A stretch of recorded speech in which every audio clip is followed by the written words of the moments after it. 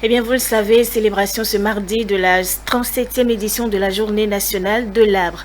Dans le cadre de cette commémoration, la rédaction de E-Télé s'est rapprochée d'un environnementaliste pour analyser les tenants et aboutissants des différents programmes de reboisement initiés, puis recueillir ses approches de solutions pour un Bénin plus vert.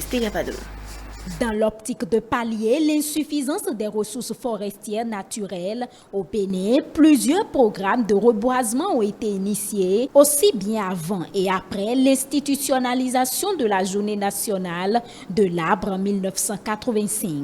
Les différents régimes qui se sont succédés ont, à leur manière, contribué à la promotion du reboisement, un acte que saluent d'ailleurs les environnementalistes. Il faut féliciter le président Kérékou qui a initié cette affaire-là depuis 1985. Mais avant lui, les différents rois que nous avons eus. Donc chacun a fait ce qu'il a pu. Parlant des efforts consentis en matière de plantation d'arbres, ceux du gouvernement de l'actuel locataire de la Marina ne sont pas à négliger.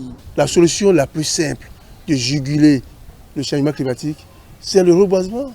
Il n'y a pas autre chose. C'est l'arbre qui procure de l'oxygène. C'est l'arbre qui procure la pluie. C'est l'arbre qui nous aide à avoir de l'ombre. C'est en cela que ce gouvernement, nous avons vraiment apprécié.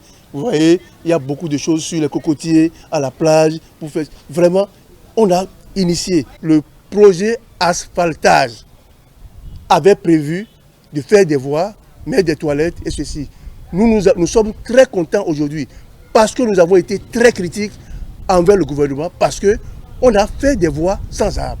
Aujourd'hui, je vois, depuis février 2020, les gens ont commencé par mettre les arbres et les arbres ont commencé à pousser. Mais nous l'avons dit, ce n'est pas pour nous, c'est pour le Bénin entier. Vous passez sur tous les artères aujourd'hui, vous avez ces plans-là qui poussent. C'est un plaisir pour nous. On est d'accord pour le gouvernement que ça se passe comme ça. Donc le gouvernement nous écoute. Pour l'environnementaliste Patrice Sagbo, la volonté politique y est. La stratégie de suivi des plans mis en terre reste encore à parfaire. Depuis qu'on a initié le reboisement national, la campagne nationale de reboisement, là, depuis 1985, si on avait suivi et continué, on ne serait plus en train de parler du changement climatique, de ceci, de cela au Bénin. Chaque fois que les gens vont mettre devant projet, argent, le jour où vous mettez les plantes en terre, c'est comme si vous êtes allé enterrer quelqu'un au cimetière.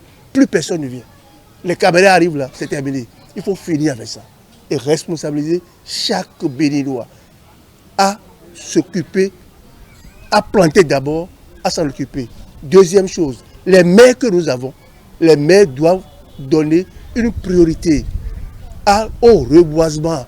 Et dans chaque commune, on doit avoir des espaces de reboisement et entretenus. Pour un véritable décollage, il urge de redéfinir les plans à mettre en terre compte tenu des besoins. Aujourd'hui au Bénin, quels sont nos problèmes?